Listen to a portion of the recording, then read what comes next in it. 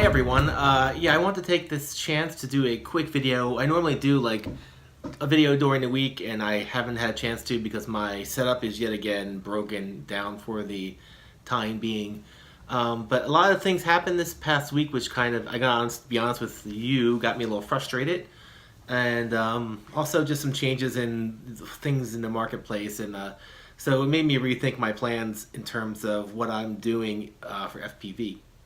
So what my plan has been all along is I want to settle on a setup, in particular frame, motors, and all this other stuff because I want to get good at flying one kind of quad that flies the same way every single time. It's kind of like how Mr. Steele's advice. It's probably the only advice I really follow from Mr. Steele, and that's have one setup and maybe have some backup so you can go to a spot and if your thing breaks, you'll have the exact same setup to fly. So my plan was to get 2 Chameleon frames, get all the same equipment, build 2 complete ones by the spring, and maybe even have a third for my backup parts. But turns out that's pretty expensive. That would be basically about $1,200 at least, full of stuff.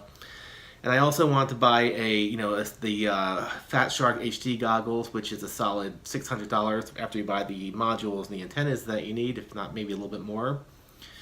And then I also want a micro, and I even want a 3-inch setup. I know they're both micros, but 3-inch is kind of like flying a 5-inch. But basically, my price tag is moving up to the $3,000 range, and I'm starting to hit some limits in my budget. And the other thing that happened is that the Armaton Rooster came out. So this is what I'm flying now, and you can see this is on the bench. This is my Chameleon. Basically what happened this past week is that my FPV camera stopped working.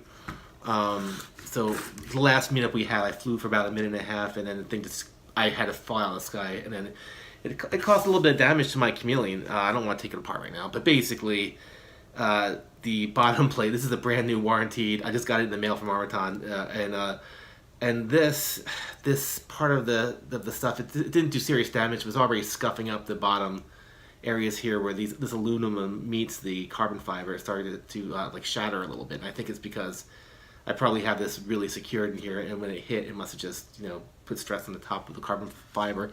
It's not really a structural problem. I'm still gonna fly this. This is still my favorite thing here, the Chameleon. I still love this one, but at the end of the day, I want to settle on something good, and I really was like, I'm just going to make this setup to be my setup and stop worrying about the next greatest thing.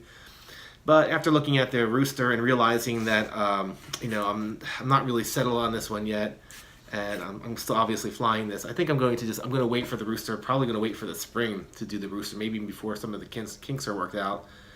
Because that titanium camera thing, which is a lot easier to manage than this is very complicated. The Chameleon is wonderful, but it's pretty complicated, and I'm always trying to fix this thing. It's actually really hard to get that camera in there and get the these fragile antenna connectors in here without breaking it. So I'm looking forward to the Rooster. It's basically the same thing, but it's a little bit simpler. Has less parts. There's less chance for the shearing that happened I was complaining about with these titanium parts with only the 2 screws. The replaceable arms are fine, although actually I prefer the solid bottom plate that the Chameleon has. That's the one thing I don't really like about the Rooster, but that's really not an issue for me. I agree with Armaton, and that obviously is better for them. So I'm going to wait to make that my setup. I'm going to just keep flying this thing. This is the best thing I have. I'm going to keep flying this, and if it breaks, it breaks. I will. It probably won't. These things are very strong, even though they're warranted. But I do have a lot of replacement parts for this already. But I did end up setting. I actually had another one of these frames purchased from Flight Test, and I ended up sending it back because Armaton's got here soon enough, and I didn't really need the other one as quickly. And I decided I don't want to have that be my backup frame. The Rooster, I guess, will be the backup frame. So that's what I'm doing with this.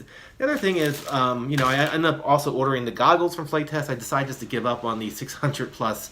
Dominator or whatever they're called, the Fat Shark HD goggles it's just too expensive for me. I just can't stomach paying that much money right now for a goggle. But unfortunately, the goggles I use right now, which are also the Fat Sharks, but they're the box goggles, the antennas are really messed up. I basically broke one of the antennas.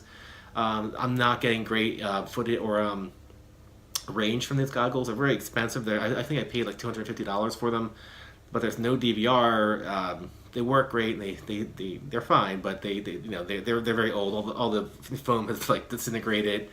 They're kind of in bad shape. So I definitely need new goggles. but I just can't spend that much money. So I'm buying the flight test version of they have a branded version of a goggle, which is basically another box goggle. It has diversity.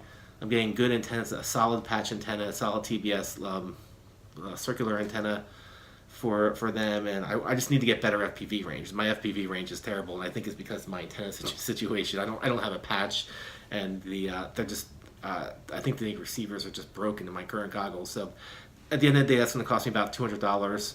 It's on sale, and there's a lot of things included with that. So I think that's going to be worth it. Hopefully, and I always like struggle with this. I just buy the best thing now, and in the long run maybe save some money, or do I buy something that's good enough and it'll last for probably almost the next year or so. So that's kind of where I fell on this this part of it this time. So that's that. I'm just going with those cheaper goggles, but they have DVR, which I really need, because when you lose that quad, you need some hints about where it goes. I need to record my flights. Sometimes the GoPro goes out. It's good to have that DVR. That's been a glaring omission of the Fat Shark goggles I have now. So I'm getting that, and I guess I'll link that in the show notes here too, if you're curious. So the other reason I don't want to buy like basically 4 of the exact same quads at that point immediately is I want to focus on things like this. This is the bumper frame from Armaton. This is a micro frame. So this is something you fly indoors, or you can fly it outside. You can put a really solid setup in here. It costs a little bit of money to do that though. Like this frame was $30. I think the electronics I think overall this entire thing is going to cost $200. But I decided to stop with the 1,000,005 inch, go with a micro.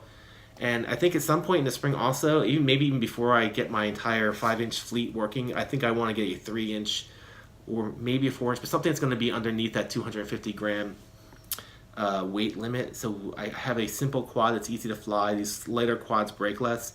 So one of the reasons why I'm constantly repairing this thing is because I'm trying to get 10 packs in a day, because I want to get my skills to a certain point. And these bigger ones, they break, especially when you're doing risky things, which you kind of have to do when you're attempting to learn more stuff and just to get confident in doing things like hitting these like small gaps, or trying to do these tricks that when you're first learning them, you're probably going to hit the ground. So I think a 3-inch is more likely to hold up. So I'm thinking about just buying one pre-built. I know it's built well, maybe from Armaton or whoever. I think in the spring. Most likely I'll wait till the spring for this task. And slowly through time, by the end of the next year, I want to have essentially 3 working 5-inch setups with GoPros and everything else, and that's going to be my thing, freestyle quads. And of course, I would also like a racing quad, but for now I can just change the camera angle for this to do that. I like to fly fast too, and of course that does not really work with freestyle as much, because it's almost impossible to get good shots. So this is just a setup update, and this is the reason I don't have a flight video, is because I am basically here. I'm taking a quick break right now, but later on today I get off work, and I'm hoping Amazon will arrive with a new FPV camera, and I may be able to test out this build again this afternoon, and hopefully for the Thanksgiving break I'll have something to fly, because the weather's pretty good. I want to take advantage of the remaining light weather we have and days off and what have you. So that's that. That is what I'm up to, and there is no flying here or music or anything else. So what have you guys been up to? Do you have any flight videos or anything else like that going on? I'm really curious to know. I mean, I've been following a bunch of you guys on Facebook, on YouTube, I guess, YouTube, and seeing some cool flight videos here and there. So put down in the comments what you guys are doing over the Thanksgiving break for FPV, and I'll talk to you later.